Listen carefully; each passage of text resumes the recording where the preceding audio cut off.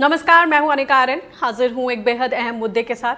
केंद्र सरकार ने किसानों के विरोध के बावजूद कॉन्ट्रैक्ट फार्मिंग की गाइडलाइंस जारी कर दी हैं। इसमें किसान और उसके साथ कॉन्ट्रैक्ट करने वाली कंपनी या व्यक्ति यानी स्पॉन्सर की जिम्मेदारियां बताई गई हैं। उपज का दाम तय करने का फॉर्मूला भी दिया गया है और इसके अलावा विवाद निपटाने की व्यवस्था भी कायम की गई है। लेकिन क्या आम किसान इन गाइडलाइंस या इनके आधार पर होने वाले कॉन्ट्रैक्ट को समझ पाएंगे? किसानों के सामने और क्या परेशानियां आएंगी, इस सब का जवाब तलाशेंगे आज की इस विशेष चर्चा में। कॉन्ट्रैक्ट फार्मिंग राहत या नई मुश्किल?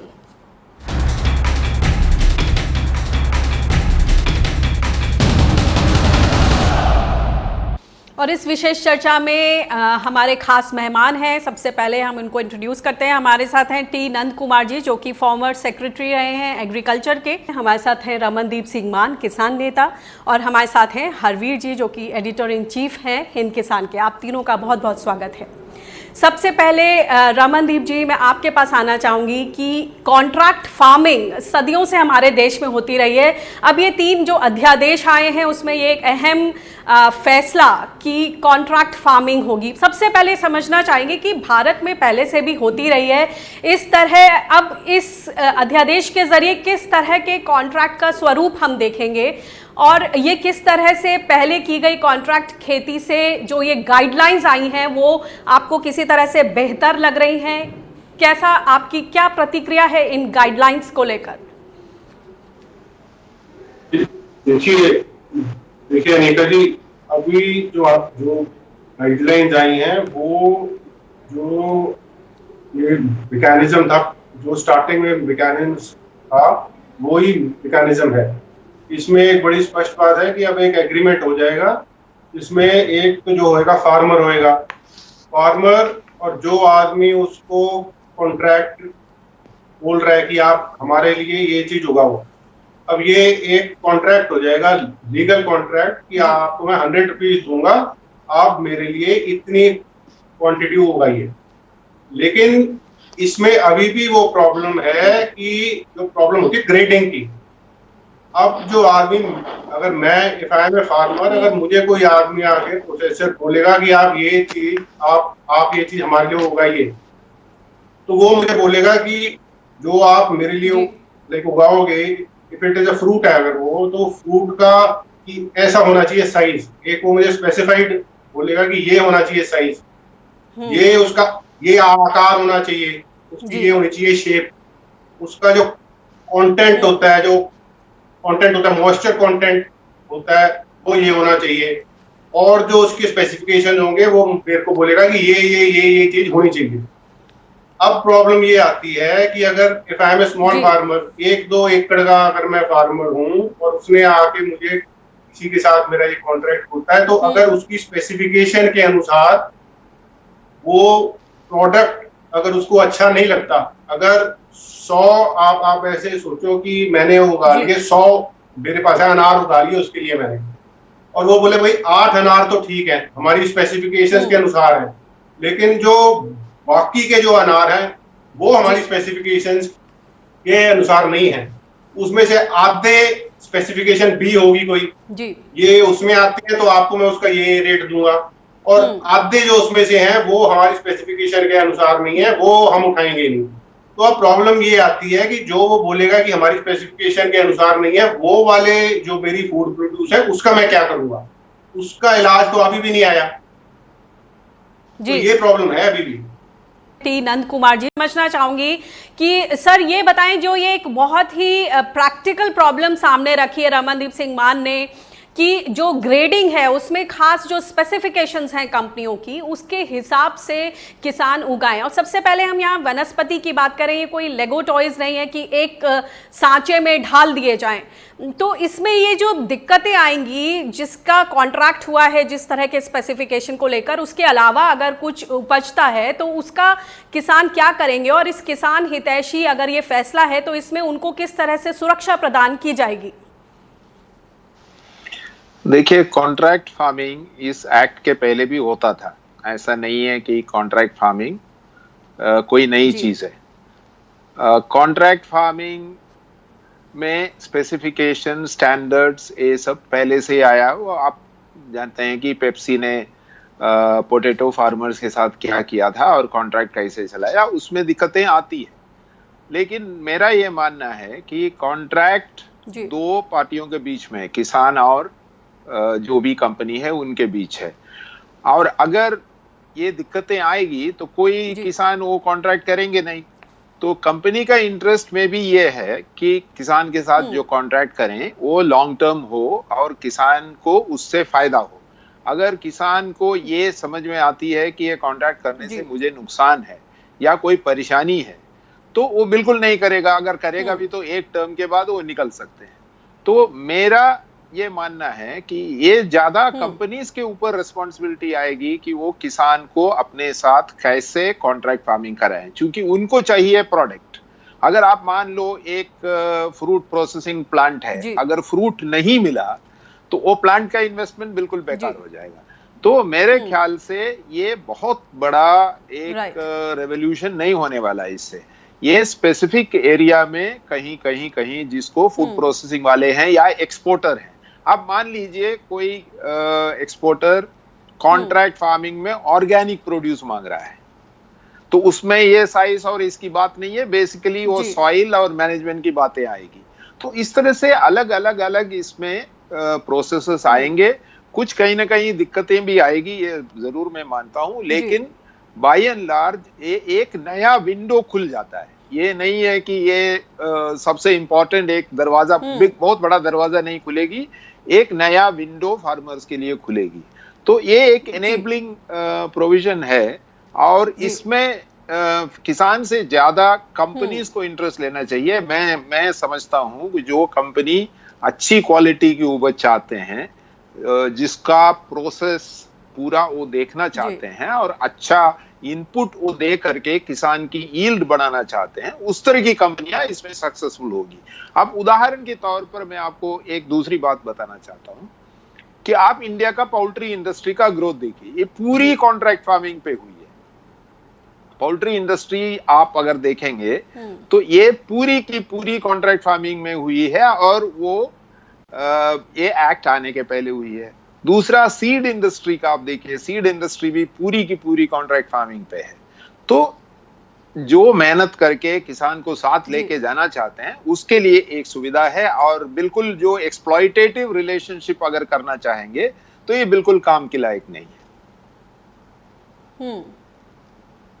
जी, हरवीर जी, आपसे समझना चाहेंगे जो ये गाइडलाइंस आई हैं पहली नज़र में, इनको देखकर आपको क्या लगता है? क्या ये किसान हितैषी हैं? इसमें ऐसे बहुत सी बातें हैं जो अच्छी हैं और कुछ पर फिर से आशंका जाहिर की जा रही है किसानों द्वारा, जो पहले भी इस गाइडलाइंस के पहले आने से पहले से इन चीज़ों से डरे हुए हैं। खास तौर से किसानों को हमेशा से इन चीज़ों का डर लगता है कि अपनी ही ज़मीन पर वो कहीं आगे चलकर मजदूर ना बन जाएं कंपनियों के हाथों। क्या कहेंगे आप? देखिए अनिका, इसमें एक चीज़ तो साफ है कि ये जो सरकार ने डिसीज़न लिया है, इसको नया जो अध्यादेश आया है उसको लाने का, और उसके बाद जो गाइडलाइन आई है, ये बहुत जल्दबाजी में उठाया गया कदम है। ये इसमें कोई दो राय नहीं है कि हमें अपने एग्रीकल्चर को और उसकी जो मार्केटिंग है उसको मॉडर्नाइज करने की ज़रूरत है। प्रोडक्ट स्पेसिफिक जो है उसके अलग तरीके की मार्केटिंग का रिक्वायरमेंट है, किसानों को बेहतर मार्केट मुहैया कराने की ज़रूरत है। लेकिन ऐसा नहीं है कि उसका सारा समाधान कॉन्ट्रैक्ट फार्मिंग में ही है। ये जैसे सबको पता भी है कि कॉन्ट्रैक्ट फार्मिंग कोई इस देश के लिए कोई बहुत नया चमत्कारिक कोई नया विकल्प नहीं है। आप जाएंगे 1930s 40s में सबसे पहले वर्जीनिया टोबैको का कॉन्ट्रैक्ट फार्मिंग हमारे देश में शुरू हुआ। जगह जगह कंपनी ने इसका तंबाकू का प्रोडक्शन कराना शुरू किया। उसके लगभग उसी दौर में देश में शुगर इंडस्ट्री डेवलप होना शुरू होती है, और शुगर इंडस्ट्री में तो एक तरह का कॉन्ट्रैक्ट फार्मिंग ही है कि सरकार, राज्य सरकार, किसान की सहकारी समिति और चीनी मिल, उनके बीच में एक ट्राइपार्टाइट एग्रीमेंट होता है। पहले से फिक्स प्राइस है और उस पर वो एक निश्चित क्वांटिटी उसकी आपूर्ति करता है एक शेड्यूल के हिसाब से। लेकिन वहाँ की किसानों की जो बदहाली है, वहाँ पर जहाँ सरकारों को किसान का पक्ष लेना चाहिए, वहाँ पर सरकारें या तो चुप्पी लगा जाती हैं या फिर डिसीजन नहीं लेती। और इस वक्त सबसे ज़्यादा जो हम देख रहे हैं कि केन के एरियर्स बने हुए हैं। फिर जैसे नंद कुमार जी ने कहा पोल्ट्री का जाहिर सी बात है बहुत ग्रोथ आई है, लेकिन अभी जो कोविड के मामले में जो किसानों को नुकसान हुआ है उसको लेकर के सब तरफ चुप्पी है। तो सवाल है कि जो सारे स्टेक होल्डर हैं उनसे ना तो कोई ओपनली राय ली गई, कुछ लोगों ने कृषि भवन और दूसरे भवनों में बैठ कर के ये कॉन्ट्रैक्ट फार्मिंग का मसौदा बना लिया। आप सरकार के पास इस बात का कोई भी पुख्ता ये नहीं है ट्रांसपेरेंट सिस्टम कि जिसमें वो ये बताए कि किसानों के प्रतिनिधियों से कितनी बैठकें हुई है सब बनाने के पहले, क्योंकि जिसके लिए आप ये बनाना चाह रहे हैं उसको भी तो जानना चाहिए ना कि उसके लिए क्या अच्छा है क्या बुरा है। कुछ ब्यूरोक्रेट्स ने बैठ के, कुछ सो कॉल्ड एक्सपर्ट्स ने बैठ करके कानून बना दिया, गाइडलाइन बना दी। अब इनसे पूछिए कि जो इन्होंने रमनदीप ने भी बात उठाई है कि क्वालिटी को लेकर के, वैरायटी को, उसका यूनिफॉर्मिटी को लेकर के ये सारे मसले भी हैं। दूसरा है कि पेमेंट का सिस्टम और जो डायनेमिक प्राइसिंग की बात की है, जो प्राइसिंग का फॉर्मूला एकदम अच्छा खासा कोई जो एक्सपर्ट है मैथमेटिक्स का या इकोनॉमिक की कैलकुलेशन का वो समझ पाएगा। एक सामान्य किसान कहाँ से इन चीज़ों के ऊपर इतना जो टेक्निकलिटीज है उसमें कैसे जाएगा। जी जी, रमनदीप जी आप बताएं कि जो प्राइसिंग का मॉडल सामने रखा है, तरह तरह की टेक्निकलिटीज हैं, वेरिएबल डायनेमिक प्राइसिंग की बात की है, लेकिन जो एक सटीक बोला जाता है कि सीधे सीधे एमएसपी के ऊपर भाव मिले, उस तरह का कोई सुनिश्चितता वो व्यवस्था अभी भी इसमें नहीं दिख रही है। आपका क्या मानना है? देखिए अनिका जी, ये जो अध्यादेश लेके आए हैं इसका कुछ एमएसपी के हिसाब से तो ये कोई है नहीं सिस्टम। इसमें तो ये है कि एक तो मैं हूं party, if I am a farmer, और एक अलग है पार्टी। वो बोलेगी कि हम आपको इतना दाम देंगे, आपको अगर ये दाम ओके लगता है तो आप हमारे लिए खेती करो। अगर हमारी अकॉर्डिंगली अगर आपका उत्पादन हुआ तो हम आपको थोड़ा इंसेंटिव देंगे, वो इस एग्रीमेंट में होगा। अब उसके बाद ये बोल रहे हैं, क्योंकि एक बात और स्टार्टिंग में आई थी कि अगर आप एपीएमसी के साथ ये इंटरलिंक्ड होगा, अगर एग्रीमेंट होगा इंटरलिंक्ड कि अगर जब फार्मर की जो प्रोड्यूस होगी जब वो एकदम हो जाएगी, रेडी हो जाएगी, उसका अगर एपीएमसी में ऊंचा रेट हुआ तो आप इसके साथ उसको इंटरलिंक करो। लेकिन ये बातें जैसे हरवीर सिंह जी ने बोली, ये आम जो 1, 2, 3, 4 एकड़ वाला फार्मर है उसको ये बात आती नहीं समझ में। अभी आधा 1 घंटा पहले मुझे किसी का आया था फोन, उसने मुझसे पूछा भाई साहब ये जो अभी अध्यादेश आया कॉन्ट्रैक्ट फार्मिंग वाला, इसका क्या हिसाब किताब है। उसे मैंने ये सारी स्टोरी समझाई। उसने बोला आप भाई साहब मुझे एक चीज सीधी सीधी बताओ, मुझे एमएसपी का दाम हमारे हाथ में आएगा कि नहीं। उसको तो ये चीज आती है समझ में। तो मैंने जब उसे बोला भाई इसका एमएसपी के साथ वो कोई सिस्टम नहीं है, ये आपको अगर अच्छा लगेगा तो आप उनकी जो एग्रीमेंट हो, आप उनके साथ एग्रीमेंट आपका होगा, आप उनके लिए जो भी प्रोड्यूस है आप उसका उत्पादन करना। तो उसने मुझे फटाक से उसका आंसर था कि भाई साहब जब इसमें तो फिर ये तो हमारे लिए अच्छा है ही नहीं, इसके अंदर भी हमारे पास एमएसपी नहीं आई। तो बात मेरा बोलने का ये है कि एक तो ये बिल्कुल आसान होना चाहिए, जो आम जो भाषा होती है उसके अंदर अगर ये होगा तो ये फार्मर को इसकी बात समझ में आएगी। और ये हमें बात समझनी पड़ेगी कि ये सिर्फ एक और ऑप्शन है, ये कोई 100% ऐसा नहीं है कि अगर फार्मर की 100 रुपीज इनपुट है तो 50% इंक्रीज होके उसको मिलेगा, ऐसा इसमें नहीं है कुछ भी। ये तो आपके ऊपर डिपेंडेंट है। टी नंद कुमार जी आपसे समझना चाहेंगे जो प्राइसिंग को लेकर जो ये दुविधा है, और ये केस स्टडी भी रमनदीप सिंह मान ने सामने रखी कि एक किसान ने उनसे पूछा, तो सीधी बात यह है कि किसानों को हाथ में एमएसपी का आश्वासन चाहिए, उसी से उनको राहत मिलती है। एक तो मैं हरवीर जो बात पर इंगित किया उस पर यह बोलना चाहता हूं कि ये ऑर्डिनेंस में काफी कमियां हैं। तो ऑर्डिनेंस है, 6 महीने के बाद ये पार्लियामेंट में जाएगी एक्ट बनने के लिए। उस समय मेरा ये उम्मीद है कि ज्यादा कंसल्टेशन और ज्यादा जो राय आएगी उसको देखते हुए इसमें कुछ संशोधन की सख्त जरूरत है। मैं उस पर ज्यादा अभी बोलना नहीं चाहता हूं क्योंकि इसके बारे में दो बार मैं लिख चुका हूं फाइनेंशियल एक्सप्रेस में क्या क्या इसमें कमियां हैं। उस बात को किनारा करके मैं मेन पॉइंट जो आपने पूछा था, एमएसपी और उससे संबंधित ए प्राइस एग्रीमेंट कैसे होगा। एक तो मेरा ये मानना है कि एमएसपी क्रॉप्स में बहुत ज्यादा कॉन्ट्रैक्ट फार्मिंग होना ही नहीं है। जो एमएसपी जिसके लिए 23 या 24 क्रॉप्स के लिए एमएसपी निर्धारित है, उसमें बहुत ज्यादा कॉन्ट्रैक्ट फार्मिंग होना ही नहीं है। उसमें बहुत बिजनेसेस जाना ही नहीं चाहेंगे।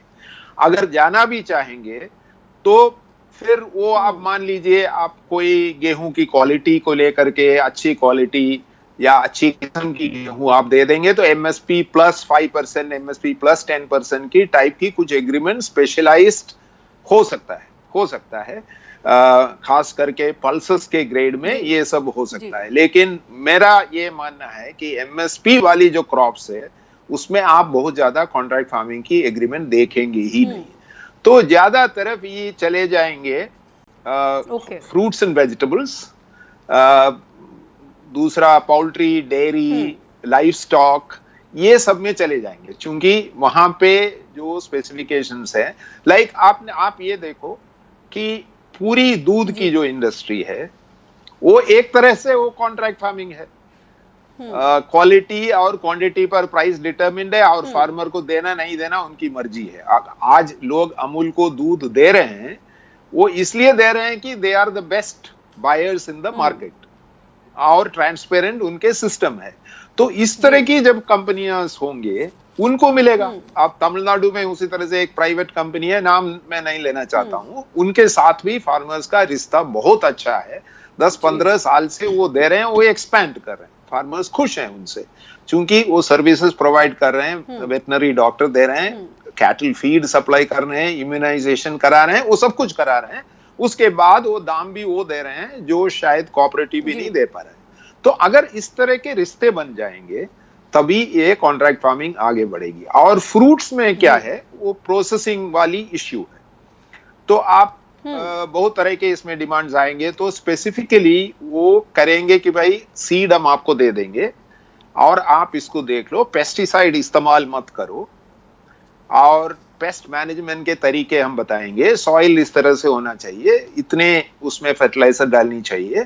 इस तरह की अगर मैनेज्ड ग्रुप हो जाएंगे तभी ये काम करेगा। वो सिंगल फार्मर, 1-2 एकड़ की फार्मर एक गांव में, दूसरे फार्मर दूसरे गांव में, इसमें होना नहीं है। तो मैं ये देख रहा हूं कि अगर फार्मर प्रोड्यूसर ऑर्गेनाइजेशन बड़े तरीके से, हाँ जी बताइए, फार्मर प्रोड्यूसर ऑर्गेनाइजेशन बड़े तरीके से सामने आ जाएंगे। पर ही आ रही थी। हाँ ठीक है। सो रमनदीप जी का कहना सही है, ये एमएस वाले क्रॉप में बिल्कुल शायद सक्सेसफुल नहीं होगा। हरवीर जी अपने जगह पर बहुत ही सही है। ये ऑर्डिनेंस लगता है हड़बड़ी में लिखी गई है, तो कुछ ये 3 ऑर्डिनेंस जो आए हैं उसमें आपस में भी कुछ कॉन्ट्रडिक्शंस हैं, वो सब अपनी जगह पर है, लेकिन इसको सुधारना होगा। लेकिन ये एक पहला कदम है कॉन्ट्रैक्ट फार्मिंग को फॉर्मलाइज करने का। इस दृष्टि से मैं ये मानता हूं कि it is a good step forward, but वो बहुत ज्यादा इसमें सुधार की जरूरत है। और ये सुधार तभी आएगा जब आप बिजनेस से भी कंसल्ट करो, फार्मर से भी कंसल्ट करो। आप ऑफिस में बैठ के लिखोगे तो यही ड्राफ्ट आएगी। जी हरवीर जी, आप इसमें कुछ आगे और बढ़ाना चाहेंगे सुझाव में? मुझे चिंता है कि हमारे देश में जो डाइवर्सिफिकेशन की जो बातें हो रही हैं उसको हम किस तरह से कॉन्ट्रैक्ट फार्मिंग की इस विजन के साथ क्लब करेंगे। एक तरफ हम बोल रहे हैं विविधीकरण चाहिए, दूसरी तरफ जिस तरह की आशंका जताई जाती है कि कॉन्ट्रैक्ट फार्मिंग में कंपनी स्पेसिफिक चीजें उगाई जाएंगी जो इंटरनेशनल मार्केट या मार्केट्स के लिए कंपनियां आमतौर पर चाहती हैं। ऐसे में फूड सिक्योरिटी, न्यूट्रिशन, डाइवर्सिफिकेशन, इन मुद्दों का क्या? देखिए अनिका, अगर हमें किसानों की आमदनी बढ़ानी है, हमें डाइवर्सिफिकेशन पे जाना पड़ेगा।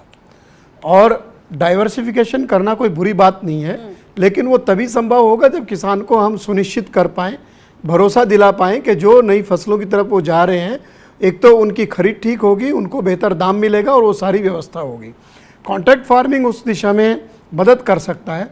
लेकिन जिस तरह नंद कुमार जी ने कहा, और ये बड़ा स्पष्ट है कि जो लोग ये ख्वाब देखते हैं कि तमाम सारे किसानों से कंपनियां जाकर के खरीदारी कर लेंगी, वो संभव नहीं है जब तक किसानों के अपने कलेक्टिव्स ना बनाए जाएं किसानों को एक जगह संगठित ना किया जाए। वो हो सकता है एक गांव में जो फार्मर प्रोड्यूसर ऑर्गेनाइजेशन है वो किसानों का संगठन हो सकता है, किसान कुल मिलाकर के एक कलेक्टिव बार्गेनिंग कर सकते हैं कंपनी के साथ में। दूसरे ये है कि या आप कोऑपरेटिव के स्ट्रक्चर पे आपको जाना पड़ेगा, जो प्राइमरी कोऑपरेटिव सोसाइटी है किसानों की वो बनवाइए, उनको प्रमोट कीजिए, लेकिन उसमें आपका राजनीतिक दखल इतना है कि किसान उस पर भरोसा नहीं करता है या वो सस्टेनेबल नहीं हो रही। बहुत सारे राज्यों में, कुछ राज्यों को छोड़ दें कि आप गुजरात को या महाराष्ट्र को छोड़ें, लेकिन पूरे उत्तर भारत में ये सहकारिता का मॉडल नाकाम इसलिए हो रहा है क्योंकि वहाँ राजनीतिक और प्रशासनिक दखलंदाजी बहुत ज़्यादा है।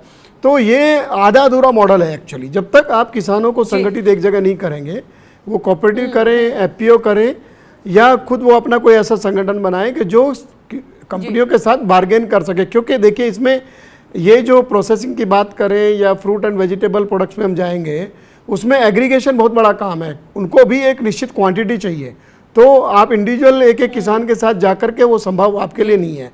तो जो एग्रीकल्चर में नेक्स्ट स्टेज में हमें जाना है, जहाँ तक खाद्यान्न सुरक्षा की बात है, हमारे पास सफिशिएंट स्टॉक्स हैं, लेकिन हमें सिर्फ खाद्यान्न फसलों पे इसलिए चिपके रहना पड़ता है किसानों को क्योंकि वहाँ कम से कम देश के कुछ हिस्सों में एमएसपी के ऊपर सरकारी खरीद हो जाती है, उसका दाम तय होता है। बाकी फसलों के मामले में दाम तय करने की कोई साइंटिफिक प्रोसेस नहीं है, मार्केट का कोई प्रोसेस नहीं है, और उसमें वो इतने उतार चढ़ाव होते हैं, किसान कभी फसल से बर्बाद हो जाता है, कभी उसको थोड़ा बहुत दाम ठीक मिल जाता है। तो ये जो अनिश्चितता है, और ये सारा काम हो सकता है जब हम किसानों को साथ लेकर के उनको उसका पूरी नीति का एक हिस्सा बना करके चलेंगे, तभी संभव है। रमनदीप जी, आपसे संक्षिप्त में जानना चाहूंगी कि ये एफपीओस की भी गाइडलाइन सरकार ने सामने रख दी है, और जिस तरह से हमारे दोनों मेहमानों ने ये बात सामने रखी कि किसी तरह से कलेक्टिव एफर्ट्स करने पड़ेंगे तभी जो लक्ष्य है हम उसकी प्राप्ति हो पाएगी। इस फ्रंट पर किसानों की क्या स्थिति, क्या राय उनके मन में इसको लेकर, किस तरह की आशा या डर है? देखिए अनिका जी, मैं आपको बड़ी स्पष्ट बात बताता हूँ। फार्मर्स को अब ये चीज तो उनको इंफॉर्मेशन है कि भी कुछ एफपीओ होता क्या है, कि एफपीओ कोई ऐसी है चीज जिसमें जो सरकार है वो हमारी कुछ हेल्प भी कर रही है। प्रॉब्लम ये है कि जो हमारी फार्म एक्सटेंशन की सर्विसेज हैं, जो इंफॉर्मेशन है, जो एग्रीकल्चर वाले हैं, वो आगे ये बात नहीं लेके जाते कि एफपीओ है भाई, एफपीओ आप ऐसे ऐसे आप 8-10 फार्मर इकट्ठे हो सकते हो, आप अपना एफपीओ बनाओ। फिर जो सरकार की स्कीमें हैं वो उनको एक्सप्लेन हो कि आपको ऐसे ऐसे फायदा, आपको फायदा हो सकता है। अगर ये ऐसे होता है, अगर जो एग्रीगेट होती है, हमारा जो लैंड है अगर वो एग्रीगेट होता है, अगर कम से कम 100 एकड़ का होना चाहिए पार्सल, बाकी आप जो भी स्कीम ले आइए, अगर 100 एकड़ का कंसोलिडेटेड होगा ना पार्सल, उसमें कॉन्ट्रैक्ट फार्मिंग, जब तक 100 एकड़, 80 एकड़ या 100 एकड़ के ऊपर का लैंड नहीं होता, उसके ऊपर कॉन्ट्रैक्ट फार्मिंग वायबल नहीं है। अब ये 80 एकड़ 100 एकड़ कंसोलिडेट होगा, इसका एक ही रास्ता है कि ये सिर्फ एफपीओ से हो सकता है। किसी के पास 8 एकड़ है, किसी के पास 1 एकड़ है, तो वो सारे इकट्ठा होके एक कंसोलिडेटेड वो जो होता है लैंड हो जाए, उसके बाद ये कॉन्ट्रैक्ट फार्मिंग वाली स्टोरी आगे हो सकती है। अब प्रॉब्लम ये है कि फार्मर्स को यही नहीं पता कि ये एफपीओ होता कैसे है। बहुत बहुत शुक्रिया तमाम मेहमानों का इस चर्चा में शामिल होने के लिए। तो कुल मिला के जो पॉइंट्स निकले कि कलेक्टिव फार्मिंग की तरफ ध्यान देना होगा, और अगर कॉन्ट्रैक्ट फार्मिंग से हमें कुछ ज़्यादा आगे बढ़ना है तो उस तरीके से उस राह पर चलना होगा, मगर वहाँ पर किसान को जो जागरूकता है, जो अवेयरनेस है, उस पर भी काम करना होगा किसान के लिए, तमाम कंपनियों को, सरकार को। फिलहाल विशेष चर्चा में इतना ही। देश दुनिया की ताज़ा तरीन खबरों के लिए आप बने रहिए स्वराज एक्सप्रेस के साथ। मुझे दीजिए इजाज़त। नमस्कार।